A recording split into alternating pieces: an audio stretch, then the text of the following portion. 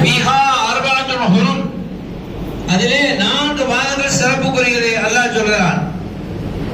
துல்காதா, துல்ஹஜ், முஹர்ரம், ரஜப் 4 மாதங்கள். அப்படி 4 மாதங்கள் சிறப்புக்குரியது என்று இருக்கிறதே, அந்த 4 மாதத்தில் ரபியுல் அவ்வல் இல்லை. சரி, குர்ஆனிலேயே அல்லாஹ் ஒரே ஒரு மாதத்தின் பெயரை தான் சொல்லி இருக்கிறான், ரமதான் மாதம். அந்த ரமதான் மாதத்திலே குர்ஆனை அருளினான். ஷஹ்ரு ரமதான் அல்லதி உன்சில ஃபீஹில் குர்ஆன், அல்லாஹ் சொல்கிறான். ஷஹ்ரு ரமதான் அது எத்தகையது?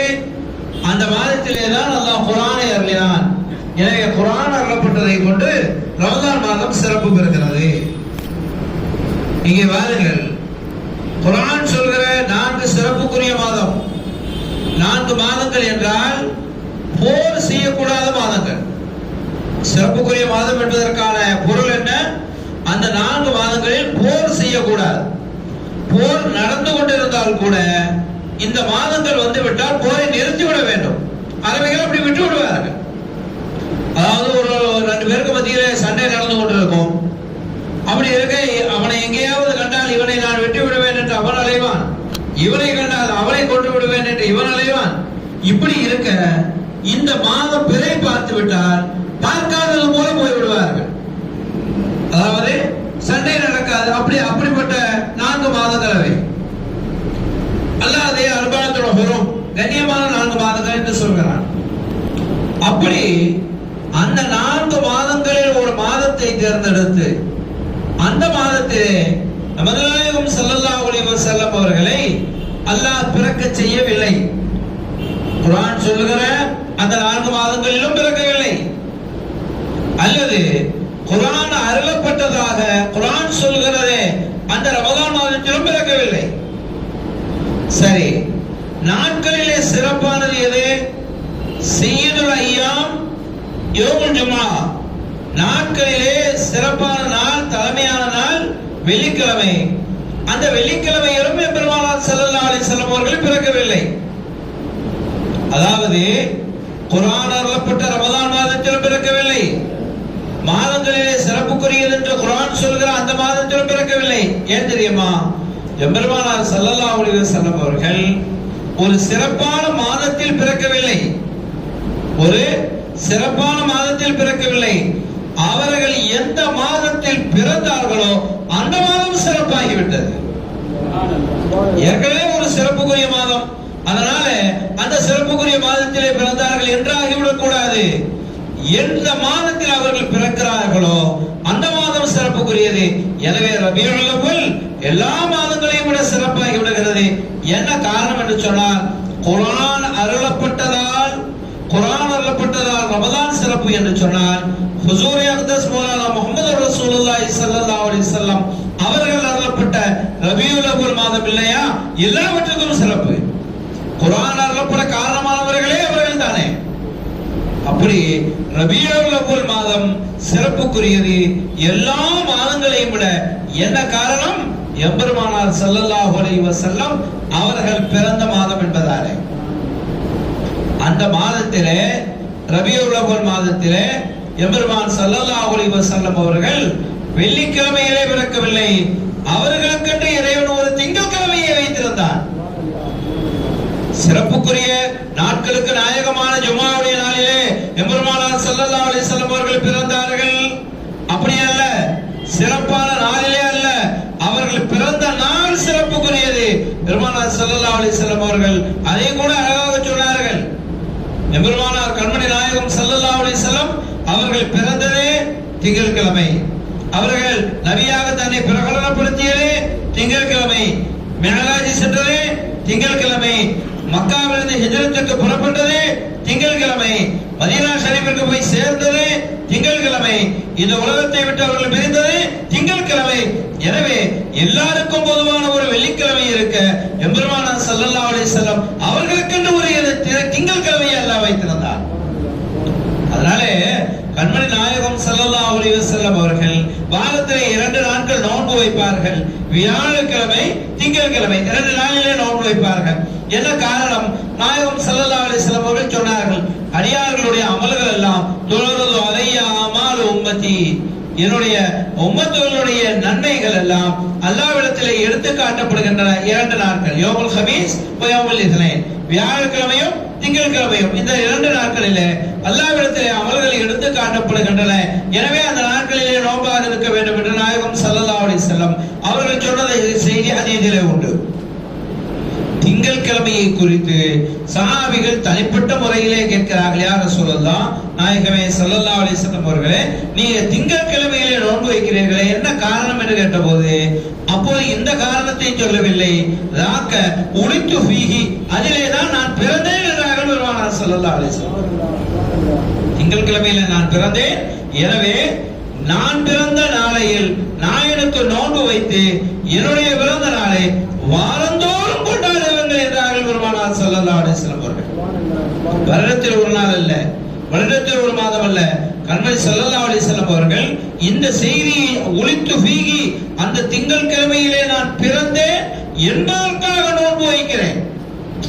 நோன்பு வைப்பதற்கு ஏதோ ஒரு காரணத்தை கூட சொல்லிட்டு போயிடல, தன் பிறப்பையும் நோன்பையும் சம்பந்தப்படுத்தி நான் பிறந்ததற்காக நாயனுக்கு நோன்பு வைக்கிறேன் என்று சொல்லி, எனவே வாரந்தோறும் நோன்பு வைக்க வேண்டும். திங்கட்கிழமையிலே நோன்பு வைத்து பெருமானார் ஸல்லல்லாஹு அலைஹி வஸல்லம் அவருடைய பிறப்பை கொண்டாட வேண்டும். திங்கட்கிழமையிலே எம்பெருமானார் ஸல்லல்லாஹு அலைஹி வஸல்லம் அவர்கள் எப்போது பிறந்தார்கள்? அதிகாலை வேளையில் பிறந்தார்கள். அதிகாலை வேளையிலே பிறந்தார்கள். அந்த அதிகாலை வேலை இருக்கிறதே, அதை சகோதர சமுதாய மக்கள் எப்படி சொல்கிறார்கள்? அந்த நேரத்துக்கு என்ன நேரம்? பிரம்ம முகூர்த்தம்னு சொல்லுவாங்க. எப்படி? பிரம்ம முகூர்த்தம். நாம் எல்லாம் ஞாயிற்றுக்கிழமை பார்த்து நிக்காஹ் வைக்கிறோம். ஏன்னா எல்லாரும் அப்பதான் லீவு வர முடியும், அப்பதான் மண்டபம் கிடைக்கும் என்றெல்லாம் பார்த்து வைக்கிறோம். அந்த ஞாயிற்றுக்கிழமையில எப்போது வைப்பது? சூரிய உச்சியிலே இருக்கும். அந்த நேரத்திலே தான் இமாம் சாஹிப் மண்டபத்தில் உட்கார்ந்து பாரக்கல்லாஹு லகுமா பாரக அலைக்குமா ஓதிட்டு இருப்பார். ஆனா சகோதர சமுதாய மக்களை பாருங்கள், முந்தைய நாளே அவர்கள் ரிசப்ஷன் எல்லாம் முடிச்சிருவாங்க. முந்தைய நாளே முடித்து விடுவார்கள். மறுநாள் அதிகாலை சூரிய உதயத்திற்கு முன்னால் அந்த நேரம், அந்த நேரத்தை பயன்படுத்தி அந்த நேரத்திலே திருமணத்தை நடத்துகிறார்கள். ஏன் தெரியுமா சகோதரர்களே? அந்த நேரம் இருக்கிறது, அதற்கு அவர்கள் பிரம்ம முகூர்த்தம் என்று அவர்கள் சொல்கிறார்கள். சகோதர சமுதாய மக்கள், நாயகம் ஸல்லல்லாஹு அலைஹி வஸல்லம் அவர்கள் அந்த நேரத்தை சொல்கிற போது அது பரக்கத்தான நேரம் என்றார்கள். துஆ செய்தார்கள், அல்லாஹும்ம பாரிக் லி உம்மத்தி ஃபீ புகூரிஹா, யா அல்லாஹ், என் உம்மத்துகளுக்கு அவர்களின் அதிகாலை வேளையில் பரக்கத்து செய்வாயாக. நாள் முழுவதும் பரக்கத்து வேண்டும், வியாபாரத்திலே பரக்கத்து வேண்டும், வீட்டிலே, வாசலிலே, கடைகளிலே, தொழில் ஸ்தாபனங்களிலே எல்லாவற்றிலும் பரக்கத்து வேண்டும், எல்லா நேரமும் வேண்டும். ஆனால் நாம் பயன்படுத்த வேண்டிய நேரம் எது? அதிகாலை நேரம். அப்படி அந்த அதிகாலை நேரம் இருக்கிறது, நமக்கு வழமை இல்லை, நாள் நேரம் பார்க்கிற வழமை இல்லை, எந்த நாளாக இருந்தாலும் சரி, அப்படித்தானே நமக்கு. சகோதர சமுதாய மக்கள் அப்படி இல்லை. அவர்கள் ராகு கேது என்றெல்லாம் நல்ல காலம் கெட்ட காலம் என்றெல்லாம் பார்ப்பார்கள். ஆனால் அவர்களிடத்திலே கூட கேட்டு பாருங்கள், இந்த அதிகாலை வேளையிலே எந்த கெடுதலும் கிடையாது. அதிகாலை வேளையில் எந்த கெடுதலும் இல்லை. அந்த நேரத்திலே அவர்கள் திருமணம் செய்வார்கள். யார் வந்தாலும் வரட்டும், வராண்டா போறோம், முந்தைய நாளே வந்து சாப்பிட்டு விட்டு போய்விடட்டும். எங்க பிள்ளைகளுக்கான திருமணம் எப்போது நடக்கும்? அதிகாலை வேளையிலே நடக்கும். நாமும் கூட அதை முயற்சி செய்யலாம் சகோதரர்களே. ஃபஜ்ர் தொழுகைக்கு பிறகு நிக்காஹ் நடத்துகிற அந்த முயற்சியை கொஞ்சமாவது நாம் அமல்படுத்த வேண்டும். இதில் நாம் சொல்ல வருகிற செய்தி என்னவென்றால், எம்பெருமானார் ஸல்லல்லாஹு அலைஹி வஸல்லம் அவர்கள் பிறந்த அந்த அதிகாலை நேரம் இருக்கிறதே, அது பரக்கத்துக்குரிய நேரம். அதிகாலை நேரம் பரக்கத்துக்குரிய நேரம். அப்படி ரபியுல் அவ்வல் மாதத்திலே திங்கள் கிழமையிலே அதிகாலை வேளையிலே அன்னலம் பெருமானார் கண்மணி நாயகம் ஸல்லல்லாஹு அலைஹி வஸல்லம் அவர்கள் பிறந்தார்கள். அவர்கள் பிறந்ததால் ரபியுல் அவ்வல் சிறப்பு பெறுகிறது, அவர்கள் பிறந்ததால் திங்கட்கிழமை சிறப்பு பெறுகிறது, அவர்கள் பிறந்ததால் அதிகாலை நேரம் சிறப்பு பெறுகிறது. அவர்கள் பிறந்தது எங்கே? மக்காவிலே பிறந்தார்கள். பிறந்தது எங்கே? மக்காவிலே பிறந்தார்கள். அதாவது மக்காவிலே பிறந்தார்கள் என்றால் மக்கா சிறப்புக்குரிய இடம்.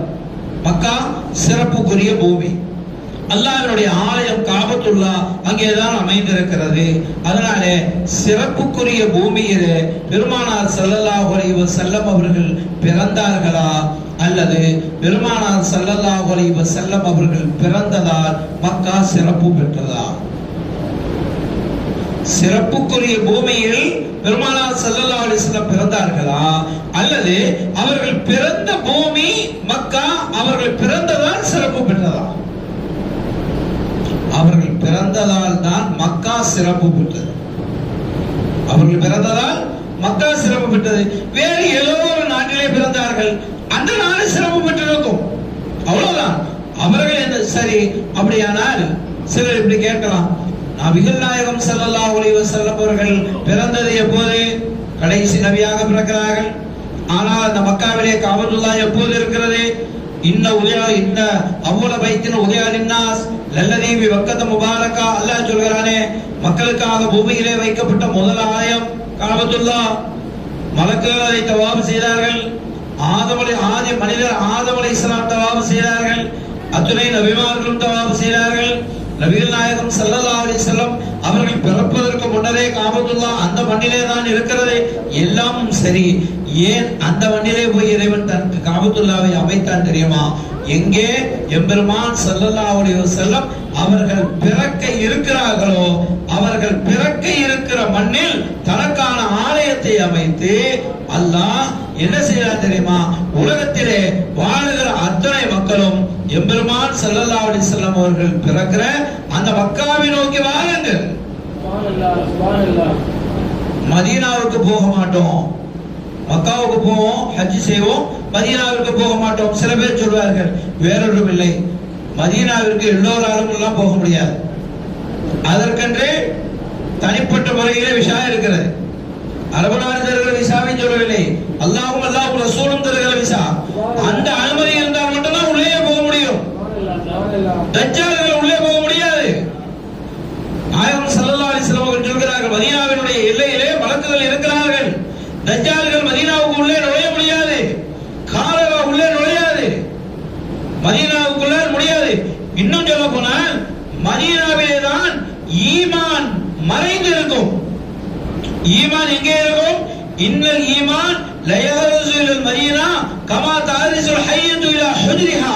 ஒரு பாம்பு தன்னை பாதுகாத்துக் கொள்வதற்கு புற்றுக்குள்ளால் புகுந்து மறைந்து கொள்வது போல ஈமான் மதீனாவிலே இருக்கிறது என்றார்கள் பெருமானார் ஸல்லல்லாஹு அலைஹி வஸல்லம் அவர்கள்.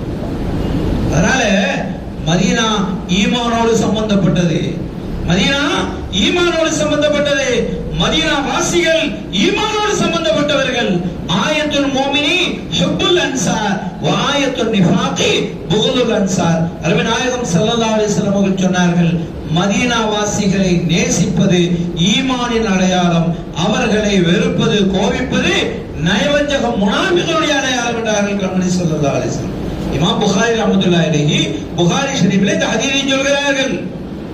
அதனால மதீனா ஷரீஃப் என்பது ஈமானோடு சம்பந்தப்பட்டது, மக்கா அமலோடு சம்பந்தப்பட்டது, தவாஃபோடு சம்பந்தப்பட்டது, சஹீயோடு சம்பந்தப்பட்டது, மதீனா ஷரீஃப் ஈமானோடு சம்பந்தப்பட்டது. அதனால எல்லோரும் அங்கே போய்விட முடியாது. யாருக்கு அனுமதி இருக்கிறதோ, யாருக்கு அழைப்பு இருக்கிறதோ அவர்கள் தான் அங்கே போக முடியும். அப்படிப்பட்ட அந்த மதீனா ஷரீஃபிலே கண்மணி நாயகம் ஸல்லல்லாஹு அலைஹி வஸல்லம் அவர்களை அங்கே வைத்து அல்லாஹ் சொல்ல சொன்னான். அருமை நாயகம் ஸல்லல்லாஹு அலைஹி வஸல்லம் அவர்கள் சொன்னார்கள், மன் ஸார கப்ரி வஜபத் லஹு ஷஃபாஅத்தி. யார் என்னுடைய கபரை ஜியாரத் செய்தார்களோ அவர்களுக்கு என்னுடைய ஷஃபாஅத் வாஜிபாகிவிட்டது. ஷஃபாஅத் வாஜிபாகிவிட்டது. எங்கே? மதீனா ஷரீஃபிற்கு சென்று நாயகம் ஸல்லல்லாஹு அலைஹி வஸல்லம் அவர்களை ஜியாரத் செய்ய போனால், சில பேர் சொல்லுவாங்க மதீனாவிற்கு செல்வோம், மஸ்ஜிது நபவியை நியத் வைத்து போவோம் என்பார்கள். மஸ்ஜிது நபவியை நியத் வைத்து மதீனாவிற்கு செல்வோம். மஸ்ஜிது நபவியை நியத் செய்து மதீனாவிற்கு செல்வது லாபமா நஷ்டமா? நஷ்டம். தைரியமா சொல்லுங்க, ஒன்றும் பிரச்சனை இல்லை, நஷ்டம். ஏன் தெரியுமா? மக்கால ஹரம் ஷரீஃபில காபத்துல்லாஹ்விலே அங்கே தொழுதால் 1,00,000 நன்மை. எவ்வளவு? 1,00,000. மஸ்ஜித் நபவியிலே தொழுதால் 50,000 நன்மை, பைத்துல் முகத்தஸிலே தொழுதால் 25,000 நன்மை. எனவே மக்காவில் இருக்கிற ஒருவர் தனக்கு ஒவ்வொரு உக்து தொழுகையிலும் 1,00,000 நன்மை கிடைக்கிறது. ஏன் மதீனாவிற்கு போக வேண்டும்? 50,000 நன்மையை விட்டு விட்டு அல்லவா போகிறார் அவர். எனவே மக்காவில் இருக்கிற ஒருவர் மஸ்ஜித் நபவியை நியத்து வைத்து சென்றால் அது அவருக்கு நஷ்டம், அது அவருக்கு நஷ்டம். ஆனால் அதை அவர் லாபமாக்கிக் கொள்ள என்ன செய்ய வேண்டும் தெரியுமா? ரவுதா ஷரீஃபை நியத்து வைத்து எம்பெருமான் ஸல்லல்லாஹு அலைஹி வஸல்லம் அவர்களை ஜியாரத் செய்ய போகிறேன் என்று நியத்து வைத்து போனால் அதற்கு இத்தனை லட்சம் என்றெல்லாம் இல்லை, அதற்கு எண்ணிக்கை இல்லை. மன் ஸார கபரி வஜபத் லஹு ஷஃபாஅத்தி, என் கபரை ஜியாரத் செய்தால் என் மீது வாஜிபாகி விட்டது அவருக்கு ஷஃபாஅத் செய்வது. இங்கே எத்தனை லட்சம் நன்மை என்கிற டிஜிட் அதெல்லாம் கிடையாது, எண்ணிக்கை எத்தனை என்பதெல்லாம் இல்லை. அதையெல்லாம் விழுந்து ஷஃபாஅத்தும் கிடைத்து விடுகிறது, ஜன்னத்தும் கிடைத்து விடுகிறது. ஜன்னத் ஒரு மனிதருக்கு எப்போது கிடைக்கும்? ஜன்னத் ஒரு மனிதருக்கு எப்போது கிடைக்கும்? ஜன்னத்தை அடைவதற்கு ஒரு மனிதருக்கு, ஒரு முஸ்லிமுக்கு தடை எது தெரியுமா? மௌத் மட்டும்தான், மரணம் மட்டும்தான். அவன் மரணித்து விட்டால் ஜன்னத்துக்கு போயிடுறார். மரணம் மட்டும்தான் தடை. அவர் ஹயாத்தா இருக்கிறவர்கள் ஜன்னத்துக்குள்ள போக முடியல, மௌத்தாகிவிட்டால் ஜன்னத்து போயிடலாம். எனவே ஒரு மனிதனுக்கு, ஒரு முஸ்லிமுக்கு ஜன்னத்திற்கு தடை எது? மரணம். அதாவது மரணத்திற்கு பிறகுதான் ஜன்னத்து கிடைக்கும். அதே நேரத்தில் ஹயாத்தாக இருக்கும் போதே ஜன்னத் வேண்டும் என்றால் எங்கே போக வேண்டும்? மதீனா ஷரீஃபுக்கு. ஏன்? அருமை நாயகம் ஸல்லல்லாஹு அலைஹி வஸல்லம் சொல்கிறார்கள், மா பைன பைத்தி வ மிம்பரி ரௌலத்துன் மின் ரியாதில் ஜன்னா. என்னுடைய வீட்டிற்கும் என்னுடைய மிம்பருக்கும் இடைப்பட்ட இடம் இருக்கிறது. இப்போது போனால் பார்க்கலாம், இந்த பச்சை கார்பெட் விரிந்திருப்பார்களே, அந்த இடம் இருக்கிறது. அதே அருமை நாயகம் ஸல்லல்லாஹு அலைஹி வஸல்லம் அவர்கள் சொல்கிறார்கள், சுவர்க்க பூங்கா. துனியாவிலேயே சுவர்க்கம் என்று அதை மட்டும்தான் சொன்னார்கள் நாயகம் ஸல்லல்லாஹு அலைஹி வஸல்லம். காபத்துல்லாஹ் சொல்லல சகோதரர்களே, நீங்க தவறாக விளங்கிக் கொள்ள வேண்டாம். அல்லாஹ்வின் ரசூல் ஸல்லல்லாஹு அலைஹி வஸல்லம் அவர்கள் அப்படி சொல்லவில்லை. சுவர்க்கம் எங்கே இருக்கிறது? என்னுடைய வீட்டிற்கும் என்னுடைய மிம்பருக்கும் நடுவே மதீனா ஷரீஃபிலே மஸ்ஜித் நபவியிலே இருக்கிறது சொர்க்கம். உங்களுக்கு சொர்க்கத்துக்கு போக வேண்டுமானால் அங்கே செல்லுங்கள் என்கிறார்கள் கண்மணி ஸல்லல்லாஹு அலைஹி வஸல்லம். சரி, அதை ஆரிஃபீன்கள், ஆஷிகீன்கள், சூஃபியாக்கள் சொல்வார்கள். ஏன் அந்த இடத்தை, அந்த குறிப்பிட்ட இடத்தை வீட்டிலேருந்து வந்து மிம்பருக்குள்ள, இப்போது அந்த இடம் எது? நாயகம் ஸல்லல்லாஹு அலைஹி வஸல்லம் அவர்களுடைய ரௌதா ஷரீஃப் இருக்கிறது, அங்கிருந்து மிம்பருக்கு இடைப்பட்ட இடம் இருக்கிறது. அந்த இடத்தை தான் ரௌலத்துன் மின் ரியாதில் ஜன்னா, சுவர்க்க பூங்காக்களில் உள்ள ஒரு பூங்கா, ரௌதா என்று சொல்கிறார்களே. என்ன காரணம்? சூஃபியாக்கள் சொல்கிறார்கள், தன் வீட்டிலிருந்து மிம்பருக்கும் மிஹ்ராபுக்கும் எத்தனை முறை நாயகம் ஸல்லல்லாஹு அலைஹி வஸல்லம் அவர்கள் நடந்திருப்பார்கள். அவர்களின் பாதம் எத்தனை பல்லாயிரம் முறை பட்டிருக்கும். அவர்கள் நடந்து நடந்து அவர்கள் நடந்த இடம் பூமியினுடைய சுவர்க்கம், துனியாவினுடைய சுவர்க்கம். அல்லாஹ் அப்படி ஆக்கி வைத்து விட்டான். அருமை நாயகம் ஸல்லல்லாஹு அலைஹி வஸல்லம் அவர்களுடைய அப்படிப்பட்ட மதீனா ஷரீஃபிற்கென்று அல்லாஹ் ஏகப்பட்ட சிறப்புகளை, தனிச்சிறப்புகளை வைத்திருந்தான். அந்த சிறப்புகளை சொல்வதாக இருந்தால் அது போய்கொண்டே இருக்கும், அதை சொல்லி முடியாது. ஹஜ் செய்கிறோம், வாருங்கள் சகோதரர்களை, ஹஜ் எங்கே போய் செய்வோம்? ஹஜ் செய்ய மக்காவிற்கு போக வேண்டும். மக்காவிற்கு செல்கிறோம், இஹ்ராம் உடுத்துகிறோம், ஹஜ்ஜுக்கு செல்கிறோம், மினாவிற்கு போகிறோம், அரஃபாவிற்கு போகிறோம், எல்லாம் செய்து ஹாஜியார் ஹஜ் முடித்து விட்டு ஊருக்கு வந்துடுறாரு ஹாஜியார். ஆனா அவருக்கு ஒரு பயம் இருக்க வேண்டும், அவருக்கு ஒரு பயம், ஒரு உறுத்தல் இருக்க வேண்டும். என்ன உறுத்தல் தெரியுமா? பைன ரஜாஇ வல் ஹௌஃப், அச்சத்திற்கும் ஆதரவுக்கும் மத்தியிலே, அச்சத்திற்கும் ஆதரவுக்கும் மத்தியிலே அல்லாஹ் என்னுடைய ஹஜ்ஜை கபூல் செய்ய வேண்டும் என்ற ஒரு ஆவல். அல்லாஹ் எனக்கு ஹஜ்ஜை கபூல் செய்வானா என்ற அச்சம், எங்கேனும் குறை இருக்குமோ என்ற அச்சம். இந்த இரண்டுக்கும் மத்தியிலே தான் ஒரு மனிதர் இருப்பார், இருக்க முடியும், ஒரு ஹாஜி. ஆனால் அருமை நாயகம் ஸல்லல்லாஹு அலைஹி வஸல்லம் அவர்கள் சொல்கிறார்கள், ஹஜ்ஜை முடித்துவிட்டு மன் ஸார கபரி, யார் என் கபரை ஜியாரத் செய்கிறார்களோ, சும்மா கசதனி என்னை நாடி, என் பள்ளியை நாடின்னு சொல்லல, என்னை நாடி யார் ஜியாரத்திற்கு வருகிறாரோ அவருக்கு குதிபலஹு ஹஜ்ஜதானி மப்ரூரதானி, அவருக்கு ஒப்புக்கொள்ளப்பட்ட 2 ஹஜ்ஜுடைய நன்மை கிடைக்கிறது. ஒப்புக்கொள்ளப்பட்ட வெறும் ஹஜ்ஜின்னு சொல்லல, ஹஜ்ஜதானி மப்ரூரதானி, ஒப்புக்கொள்ளப்பட்ட 2 ஹஜ்ஜுடைய நன்மை. மக்காவில் ஹஜ் செய்தால் 1 ஹஜ் தான், மக்காவில் ஹஜ் செய்தால் 1 ஹஜ் தான். அந்த ஹஜ் ஏற்றுக்கொள்ளப்பட்டதா தெரியாது. மதீனாவிலே ஒப்புக்கொள்ளப்பட்ட 2 ஹஜ். சரி, உம்ரா செய்ய வேண்டும், எங்கே போக வேண்டும்? மக்காவிற்கு. கண்மணி ஸல்லல்லாஹு அலைஹி வஸல்லம் அவர்கள் சொல்கிறார்கள், மதீனா ஷரீஃபிலே இருக்கிற போது, மஸ்ஜித் நபவியிலே இருந்தாலும் சரி, நாம் தங்கி இருக்கக்கூடிய நம்முடைய அறைகளிலே இருந்தாலும் சரி, அங்கேயே உது செய்ய வேண்டும். உது செய்துவிட்டு மஸ்ஜிதுல் குபாவிற்கு செல்ல வேண்டும். சென்று அங்கே 2 ரக்காத்துகள் தொழுதால் அவருக்கு உம்ராவுடைய நன்மை கிடைக்கிறது. யாருக்கு? மதீனா ஷரீஃபில குபா பள்ளிவாசல்ல போய் 2 ரக்காத்து தொழுதால் என்ன கிடைக்கிறது? உம்ராவுடைய நன்மை கிடைக்கிறது. எனவே எல்லோரும் மக்காவில் உம்ரா செய்வார்கள். நமக்கு மட்டும், அதாவது சுன்னத்துல் ஜமாத் ஆளுகளுக்கு மட்டும் மக்காவிலும் உம்ரா உண்டு, மதீனாவிலும் உம்ரா உண்டு. கண்மணி ஸல்லல்லாஹு அலைஹி வஸல்லம் அவர்கள் குபாவிற்கு செல்வார்கள், வாகனத்திலும் செல்வார்கள், நடந்தும் செல்வார்கள். ராகிபன் மாஷியன், நடந்தும் போவார்கள், வாகனத்திலும் போவார்கள். இப்போது மதீனா ஷரீஃபில் இருந்து 6ஆம் நம்பர் கேட்ல இருந்து நாம குபா பள்ளிக்கு போவதற்காக அழகாக அந்த பாதை அமைத்திருக்கிறாங்க, நடந்தே போகலாம். அப்படி அமைத்திருக்கிறார்கள் அல்லாஹ்வின் அருளாலே. வாகனத்திலும் போகலாம். சரி, இப்போது வாருங்கள் சகோதரர்களே.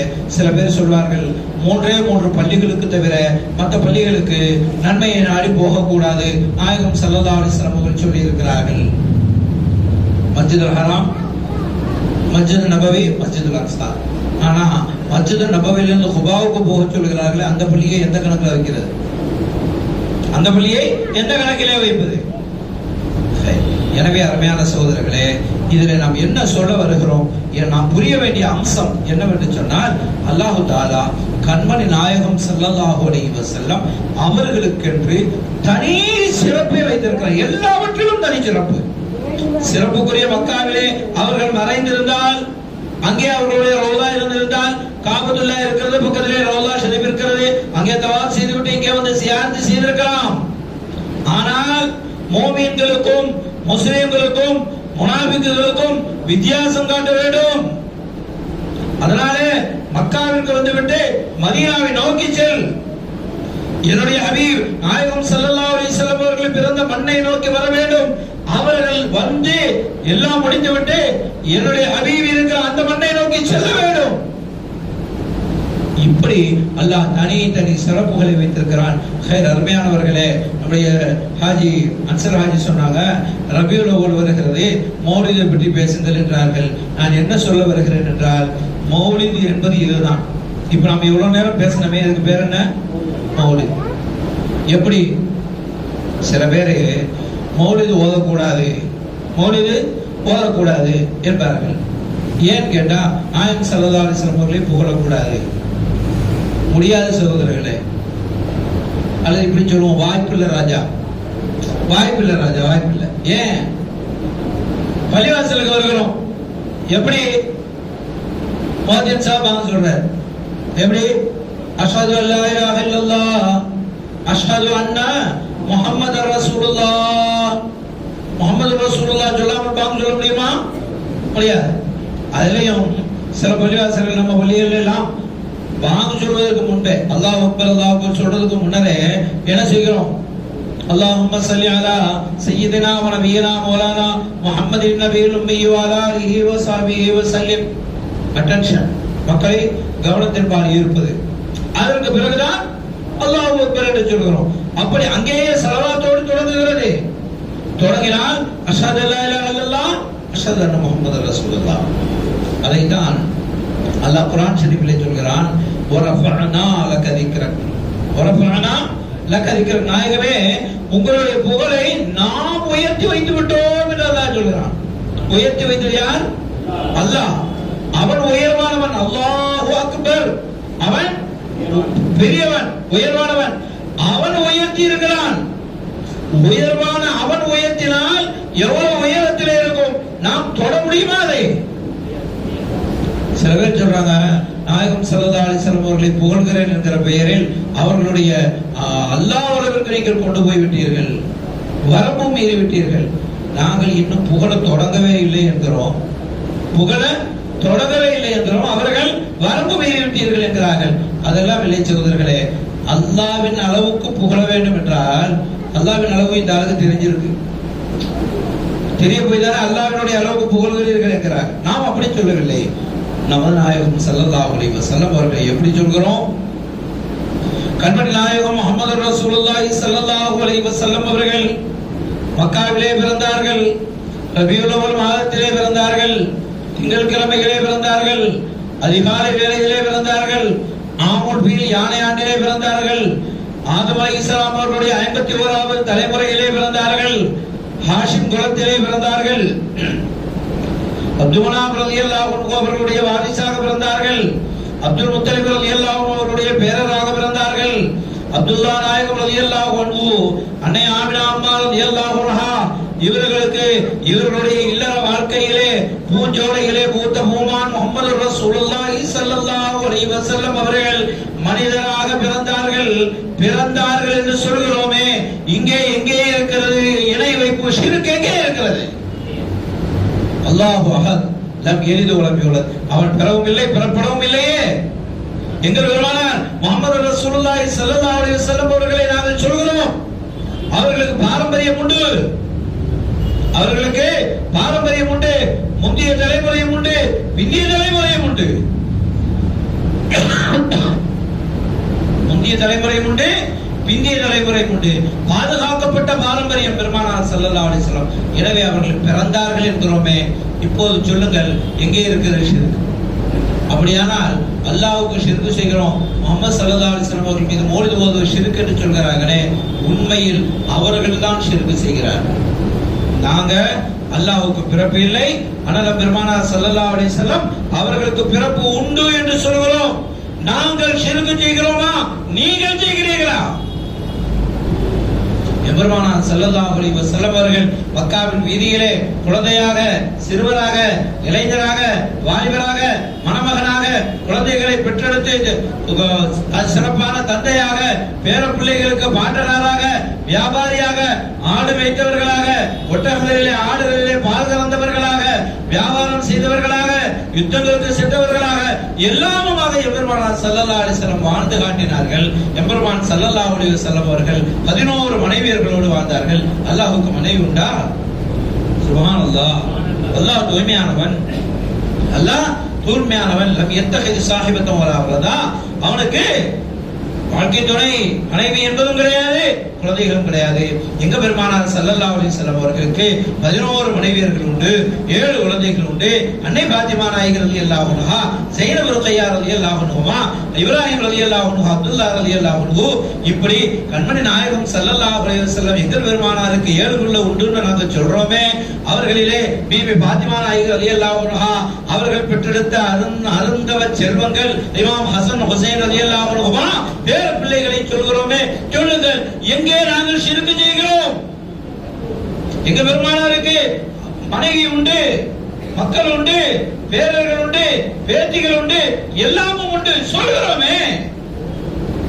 நிஜமான கௌதுல் ஆலம் முஹியுத்தீன் அப்துல் காதிர் ஜீலானி ரலியல்லாஹு அன்ஹு பெருமான் ஸல்லல்லாஹு அலைஹி வஸல்லம் அவர்களுடைய குலக்குழந்தாக, ஹசனி ஹுசைனியாக, ஹசன் ரலியல்லாஹு அன்ஹு வழியாக, ஹுசைன் ரலியல்லாஹு அன்ஹு வழியாக பிறந்தார்கள். எங்கள் நிஜமான கௌதுல் ஆலம் ரலியல்லாஹு அன்ஹு பெருமானார் ஸல்லல்லாஹு அலைஹி வஸல்லம் அவர்களுடைய பேரர் சுல்தானுல் ஆலிமீன் சையத் அஹ்மதுல் கபீர் ரிஃபாயி ரலியல்லாஹு அன்ஹு பெருமானார் ஸல்லல்லாஹு அலைஹி வஸல்லம் அவர்களுடைய பேரர் நாகூர் நாயகம் எஜமான் முத்துல் மஜீத் ஃபரதுல் வஹீத் ஷாவுல் மீது நாயகம் ரலியல்லாஹு அன்ஹு அவர்களுடைய பேர். இப்படி நாங்கள் அஹ்ல் பைத்துகளை பட்டியலிட்டு இதோ இவர்கள் எங்கள் பெருமானார் ஸல்லல்லாஹு அலைஹி வஸல்லம் அவர்களுடைய குடும்பத்தை சார்ந்தவர்கள் என்று சொல்கிறோமே, அப்படி சொல்வதற்கு அல்லாஹ்வுக்கு ஆள் இல்லையே. அப்படி இருக்க நாங்கள் எங்கே ஷிர்க் செய்கிறோம்? மீலாது விழா நடத்துவதுதான் தௌஹீத், அதுதான் தௌஹீத். ஒவ்வொரு வருடமும் மீலாது விழா நடத்துகிற போது அங்கேதான் நாம் தௌஹீதை உறுதிப்படுத்துகிறோம். அல்லாஹ்வுக்கு எதுவும் இல்லை, அல்லாஹ்வுக்கு பிள்ளைகள் இல்லை, மனைவி மக்கள் இல்லை, எந்த இனவந்துகளும் இல்லை, சொந்தங்கள் இல்லை, பந்தங்கள் இல்லை, எங்கள் பெருமானாருக்கு உண்டு என்று சொல்கிறோமே, நாங்கள் ஷிர்க் செய்கிறோமா, நீங்கள் செய்கிறீர்களா? கேள்வி. எனவே அவர்கள் மௌலித் ஓதக்கூடாதுங்கிறாங்களே, ஓதாமல் எல்லாம் இருக்க முடியாது சொல்கிறார்களே. ஒரு அல்லாஹ் உயர்த்தி வைத்து விட்டதாக சொல்கிறானே செய்தனா இப்னு அப்பாஸ் ரலியல்லாஹு அன்ஹு அதற்கு விளக்கம் சொல்கிறார்கள். நாங்கள் யுரீதுல் அதான் வல் இகாமத வத் தஷஹுத வல் குத்பா, அதாவது அதானிலே அஷ்ஹது அல்லா இலாஹ இல்லல்லாஹ் சொன்னால் அஷ்ஹது அன்ன முஹம்மது ரசூலுல்லாஹ் சொல்லணும். சொல்லாமல் முடியுமா? இகாமத்திலே பாங்க சொல்வதே பள்ளிக்கு வெளியில மைக்க வச்சு பாங்க சொல்லிடுறார். உள்ளே பள்ளிக்கு வந்தால் எல்லோரும் இருக்கிறார்கள், இருக்கிறவர்கள் எல்லாம் இருந்து வாருங்கள் என்று அழைப்பதற்கு இகாமத்து சொல்லும் போது அங்கே அஷ்ஹது அல்லா இலாஹ இல்லல்லாஹ் அஷ்ஹது அன்ன முஹம்மது ரசூலுல்லாஹ். குத்பா ஓதுவதற்கு இமாம் மிம்பரிலே இருக்கிறார்கள், மிம்பரிலே நின்று கொண்டு அஷ்ஹது அல்லா இலாஹ இல்லல்லாஹ் அஷ்ஹது அன்ன முஹம்மது ரசூலுல்லாஹ். மிஹ்ராபுக்கு வந்து இமாம் தக்பீர் கட்டியதற்கு பிறகு தஷஹுத் அத்தஹியாத்திலே அஷ்ஹது அல்லா இலாஹ இல்லல்லாஹ். எனவே அதானிலே, இகாமத்திலே, குத்பாவிலே, தஷஹுதிலே எல்லாவற்றிலும் முஹம்மது ரசூலுல்லாஹ் முஹம்மது ரசூலுல்லாஹ் முஹம்மது ரசூலுல்லாஹ் ஸல்லல்லாஹு அலைஹி வஸல்லம் இல்லாமல் நாம் தொழவே முடியாது. அப்படியானால் என்ன பொருள் தெரியுமா? முஹம்மத் என்று சொல்கிறோமே ஸல்லல்லாஹு அலைஹி வஸல்லம், முஹம்மத் என்றால் என்ன பொருள்? முஹம்மத் என்றால் என்ன பொருள்? புகழப்பட்டவர். முஹம்மத் என்றால் பொருளே என்ன? புகழப்பட்டவர். அந்த பெயரை சொல்லாம ஒரு முஸ்லிம் வாழ முடியுமா? எந்த வஹாபியாலும் முடியாது. ஒவ்வொரு முறை சொல்லும் போதும் முஹம்மத் ஸல்லல்லாஹு அலைஹி வஸல்லம் என்று வஹாபிகள் அவர்கள் மேடையிலே சொன்னாலும் சரி, அவர்கள் ஏட்டிலே எழுதினாலும் சரி, முஹம்மத் என்று சொல்லும் போதெல்லாம் மௌலிதுதான். பூக்களை கட்டி, ஊதுபத்தி வைத்து, சீரணிகளை வைத்து ஓதுவதற்கு பெயர் மட்டும்தான் மௌலித் என்று நினைத்துக் கொண்டிருக்கிறார்கள். இல்லை, எப்பொழுதெல்லாம் நீங்கள் முஹம்மத் முஹம்மத் முஹம்மத் சொல்கிறீர்களோ சொல்லும் போதெல்லாம் மௌலிதுதான். எனவேதான் மௌலிது ஓதாமல் ஒரு மோமினாக இருக்க முடியாது, ஒரு முஸ்லிமாக இருக்க முடியாது. அந்த பெயரை சொல்லாமல் எப்படி ஒரு முஸ்லிம் ஆக முடியும்? ஏன்? லா இலாஹ இல்லல்லாஹ் முஹம்மது ரசூலுல்லாஹ் முஹம்மது ரசூலுல்லாஹ் சொல்லாம ஒரு மனிதர் முஸ்லிமா இருக்க முடியுமா? அப்ப அந்த முஹம்மது ரசூலுல்லாஹ் முஹம்மது ஸல்லல்லாஹு அலைஹி வஸல்லம் அல்லாஹ்வின் ரசூலாக இருக்கிறார்கள். இருந்தார்கள் அல்ல, இருக்கிறார்கள், இப்பொழுது இருக்கிறார்கள் என்று நீ நம்பவில்லை என்றால் முஸ்லிம் இல்லை. அதுதான் மௌலித். அதனால நாங்க மௌலித் ஓத மாட்டோம் என்று சொல்றவங்க கொஞ்சம் நினைத்து பார்க்கட்டும். முஹம்மத் ஸல்லல்லாஹு அலைஹி வஸல்லம் அந்த பெயரை சொல்லாமல் அவர்களால் வாழ முடியுமா? எப்பொழுதெல்லாம் சொல்கிறோமோ அப்பொழுதெல்லாம் அதுதான் மௌலித். எப்பொழுதெல்லாம் சொல்கிறோமோ அப்பொழுதெல்லாம் அதுதான் மௌலித். இன்றைக்கு நம்ம ஆஜியார் சொன்னது போல அரபு நாட்டுக்கு போயிட்டு வந்ததுக்கு பிறகு மௌலித் ஓதக்கூடாது என்று சொல்கிறார்கள். என்று அரபு நாட்டில மக்காவில, மார்ச் வைதங்கிய மக்காவில காபத்துல்லாவுக்கு பக்கத்துல மிம்பரிலே நின்று கொண்டு அதனுடைய இன்றைய ஹதீப் இமாம் சுதைஷி அவர்கள் மிம்பர்ல நின்று கொண்டு ஓதுகிறார்கள். வா ஹஸனு மின்கலம் தரகத் ஐனி வா அஜ்மலு மின்கலம் தலிதின் நிசா خلقت مبرعا من كل عيب كأنك قد خلقت كما تشاء. ஹஸன் இப்னு சாபித் ரலியல்லாஹு அன்ஹு நாயகம் ஸல்லல்லாஹு அலைஹி வஸல்லம் அவர்களை புகழ்ந்து பாடிய அந்த மௌலித் ஷரீஃபினுடைய வரியை இன்றைக்கும் கூட சுதைஷி மக்கா ஹரம் ஷரீஃபினுடைய தலைமை இமாம் மிம்பரிலே நின்று ஓதியதை நீங்க யூடியூப்ல பார்க்கலாம். அரபு நாட்டில் இல்லைங்கிறாங்களே, இருக்கிறதா இல்லையா எடுத்து பார்க்கணும். சரி, ஒன்றும் வேண்டாம், ரௌதா ஷரீஃப், மதீனா ஷரீஃப்ல ரௌதா ஷரீஃப் அப்படி நிற்கிறோமே, கண்மணி நாயகம் ஸல்லல்லாஹு அலைஹி வஸல்லம் அவர்களுடைய தர்பாரிலே கையேந்தி நிற்கிறோமே, அப்படியே கொஞ்சம் தலையை தூக்கி மேல பாருங்க. சுற்றி பொன்னெழுத்துக்களால் என்ன எழுதப்பட்டிருக்கிறது தெரியுமா? என்ன எழுதப்பட்டிருக்கிறது தெரியுமா? யா சய்யிதி யா ரசூலல்லாஹி ஹுது பியதி மாலி சிவாக வலா அல்வீலா ஹதி. இதான் சுற்றி எழுதப்பட்டிருக்கிறது சொல்லுங்க. இப்போ வேணாலும் போய் பாருங்க. சுப்ஹான மௌலித் ஷரீஃபுடைய முடிஞ்சதற்கு பிறகு நாம் ஓதுகிறோமே யா சய்யிதி யா ரசூலல்லாஹ், இந்த பைத்தினுடைய வரிகள் ஆங்காங்கே சுற்றி வரிசையாக எழுதப்பட்டு பொன்னெழுத்தால் பூசப்பட்டிருக்கிறது. இன்றைய அரசாங்கம் சில இடங்களில் மட்டும் பச்சை மையடித்து அது தெரியாதது போல வைத்திருந்தாலும் அது கல்வெட்டிலே இருக்கிறது பார்க்கலாம். இப்போது கூட நீங்க போய் பார்க்கலாம், அல்லாஹ்வே போயே பார்ப்போம். முகநூலிலே பார்க்கலாம், யூடியூப்ல பார்க்கலாம். அல்லாஹ் நமக்கு நசீபை தரட்டும், நேரில் போயே பார்ப்போம். எதற்கு சொல்ல வருகிறேன்? யாசீர் யா ரசூலல்லாஹ், இங்க நம்ம தமிழ்நாட்டில் உள்ள யாரோ ஒரு ஆலிம் எழுதுனதா கொண்டு போய் ஹரம் ஷரீஃப்ல மஸ்ஜித் நபவி ஷரீஃப்ல ரசூலுல்லாஹ்வுடைய தர்பாருக்கு மேல எழுதி வைத்தது நம்ம தமிழ்நாட்டில் உள்ள ஒரு ஆலிம் சாபா, கேரளாவில் உள்ள ஒரு ஆலிம் சாபா, அல்லது இந்தியாவில் இலங்கையிலும் தான் மொழி இருக்கிறது என்று சொல்கிறார்களே, இந்தியாவில் உள்ள இலங்கையில் உள்ள ஒரு ஆலிம் சாபா எழுதி வச்சாங்களா? எனவே சகோதரர்களே, பள்ளிவாசல்களிலே சிறப்பாக மொழிது ஓதுவோம். பள்ளிவாசல்ல சிறப்பாக மொழிது ஓதுவோம். சலாம் பைத்துகளே ஓதுகிறோம், அதெல்லாம் சலாம் பைத்து தொழுகை, ஜும்மா தொழுகை முடிஞ்சதுக்கு பிறகு சலாம் ஓதுகிறோம், அதெல்லாம் கூடாது இருக்கிறார்கள். ஜும்மா தொழுகையை உள்ளேயே உட்காந்து மிஹராபில இருந்து அஸ்ஸலாமு அலைக்க ஐயுஹன் நபிங்கிறோமே, அதைத்தான் தொழுகை முடிஞ்சதுக்கு பிறகு யா நபி ஸலாம் அலைக்கும்ங்கிறோம். அந்த யா நபி ஸலாம் அலைக்கும்க்கும் இந்த அஸ்ஸலாமு அலைக்க ஐயுஹன் நபிக்கும் என்ன வித்தியாசம்? அதனால அல்லாஹ் மௌலிதையும் சலாமையும் தொழுகையிலேயே வைத்துவிட்டான். ஸலவாத் சொல்லாமல் ஒரு மனிதனுடைய தொழுகை கூடுமா? எனவே அல்லாஹ் எல்லாவற்றையும் தொழுகையிலேயே வைத்து விட்டான். அதனால தொழுகையிலே நாயகம் ஸல்லல்லாஹு அலைஹி வஸல்லம் அவர்களை நினைக்காமல் தொழ முடியாது. அப்படி அவர்களை நினைப்பதுதான் மௌலிது ஷரீஃப். எனவே அருமையான சகோதரர்களே, நம்ம ஹாஜியார் சொல்லும்போது இன்னொரு விஷயம் சொன்னாங்க. மன்சபாய் என்ன சொன்னாங்கன்னா, வீடுகள் திறப்பிலா பண்ணும்போது மௌலிது ஓதாமல் குர்ஆன் ஓதுகிறார்கள் என்று சொல்லி, குர்ஆனும் மௌலிது தான். குர்ஆனும் குர்ஆன் தான் சொல்கிறது. وبما رحمة من الله لنت لهم ولو كنت فظا غليظ القلب لانفضوا من حولك. குர்ஆன் தான் சொல்கிறது. ولو انهم اذ ظلموا انفسهم جاءوك واستغفروا الله واستغفر لهم الرسول لوجدوا الله توابا رحيما. குர்ஆன் தான் சொல்கிறது. குர்ஆன் நெடுகிலும் மௌலிது தான். எனவே மௌலிது ஓதக்கூடாது, குர்ஆன் ஓதுவோம் என்று நினைக்கிறவர்கள், நீங்க மௌலிது ஓதக்கூடாது என்று நினைத்தால் குர்ஆனும் ஓதாது. ஏனென்றால் குர்ஆனே மௌலிது தான். குர்ஆனே மௌலிது தான். அருமையான சகோதரர்கள், நேரம் முடிந்து போய்விட்டது. இப்போது சஃபர் மாதத்தினுடைய கடைசியில் இருக்கிறோம். அடுத்து ரபியுல் அவ்வல் வருகிறது. அப்படி ரபியுல் அவ்வல் வர தொடங்கினாலே இங்கே இவர்கள் தொடங்கி விடுவார்கள். சஃபர் மாதம் வந்துருச்சு, ரபியுல் அவ்வல் வரப்போகிறது இருக்கிறதை நாம் தயாராகுவதற்கு முன்னால் அவர்கள் தயாராகி விடுவார்கள். மௌலிது கூடாது என்று ஆரம்பித்து விடுவார்கள். அப்படி அவர்கள் ஆரம்பித்தால் நாமே தெரிந்து கொள்ளலாம் ரபியுல் அவ்வல் வருகிறது. இமாம் இப்னு கதீர் ரஹ்மத்துல்லாஹி அலைஹி ஷைத்தானை பற்றி சொல்கிற போது, 4 தருணங்களிலே ஷைத்தான் தன் தலையில் மண்ணை அள்ளி போட்டு அலறினான். ஒன்று, அவனை அல்லாஹ் லஅனத்து செய்த போது, இன்னொன்று பூமியிலே தூக்கி வீசி எறிந்த போது, மூன்றாவது இடம் எது தெரியுமா? எம்பெருமான் ஸல்லல்லாஹு அலைஹி வஸல்லம் அவர்கள் பிறந்த போது மீலாத் ஷரீஃபை நினைத்து தன் தலையிலே மண்ணை அள்ளி போட்டவன் யார்? இப்லீஸ், ஷைத்தான் லஅனத்துல்லாஹ். 4வது சூரத்துல் ஃபாத்திஹா அருளப்பட்ட போது அப்போதும் மண்ணை எடுத்து தன் தலையிலே போட்டான் ஷைத்தான். எனவே அருமையான சகோதரர்களே, நாம் மகிழ்ச்சியோடு அந்த ரபியுல் அவ்வல் மாதத்தை வரவேற்பதற்கு நாம் தயாராக இருப்போம். மௌலிது ஷரீஃப் ஓதுவதற்கு தயாராக இருப்போம். மௌலிது ஷரீஃப் என்று சொன்னால் அரபியிலே இருக்கிற பைத்துகளை மட்டும்தான் என்று இல்லை, தமிழிலே இருக்கலாம், உருதுவிலே இருக்கலாம், நமக்கு தெரிந்த எந்த லாங்குவேஜிலையும் இருக்கலாம்.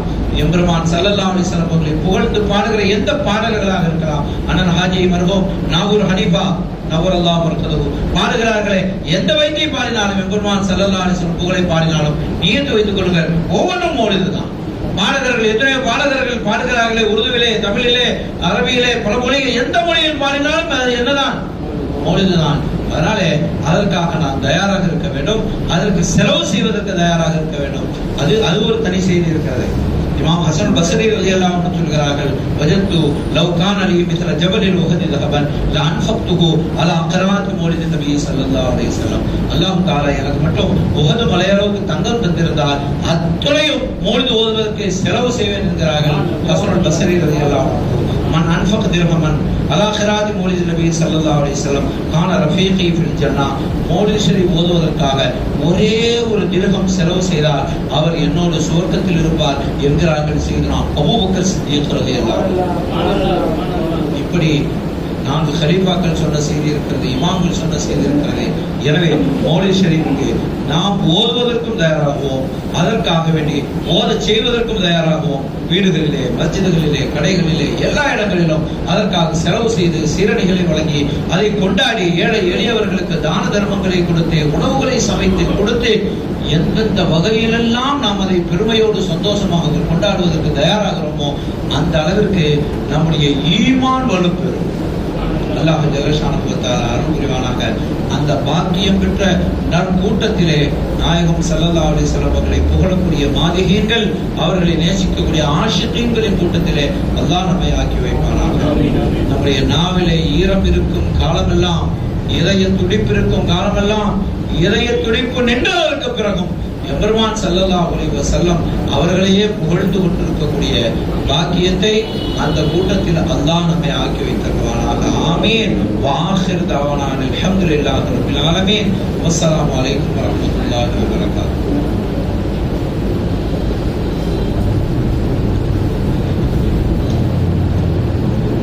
இந்த மாதிரி பிளான் الصلاة سنة الجمعة رحمكم الله.